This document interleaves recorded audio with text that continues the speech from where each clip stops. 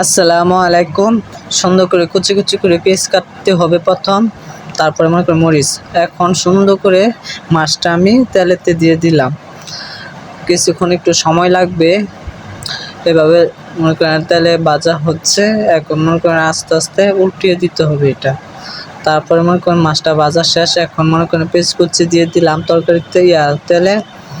এটা আস্তে আস্তে এখন লাড়তে হবে, লাড়া শুরু করলাম। এখন মনে করেন কিছুক্ষণ লাড়ার পরে তার সাথে কাঁচামরিচটা এখন দিব। এই যে কাঁচামরিচটা এখন দিলাম, দেখেন আপনারা।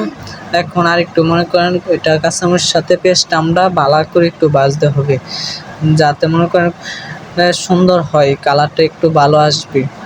তারপর মনে করেন সুন্দর করে তারপরে একটু হলুদ দিতে হবে। এখনই হলুদটা দিব, দেখেন। এই যে এখনই হলুদটা দিলাম, একটু কম হয়ে গেছে, আর একটু মনে হয় দেওয়া লাগবে। আর একটু দিলাম। এখন হালকা মরিচ দেওয়া লাগবে, মরিচ দিলাম, গুঁড়া মরিচ কালার আসার জন্য। এখন মনে করেন হালকা লবণ দিলাম, দেখেন আপনারা। এভাবে আর কিছুক্ষণ কষাইতে হবে। তারপরে এখন পানি দিতে হবে, হালকা হালকা পানি দিয়ে লাড়তে হবে যাতে সুন্দর হয়। এখন তারপরে মনে করেন এভাবে কষিয়ে নিলাম, তারপরে পানিটা দিলাম। তারপরে দেখেন, এই যে ডেকে দেওয়ার পরে হয়ে গেল। আসসালামু আলাইকুম, সবাই ভালো থাকবেন। আর ভিডিওটা কেমন হয়েছে একটু বললেন, লাইক কমেন্ট শেয়ার করে।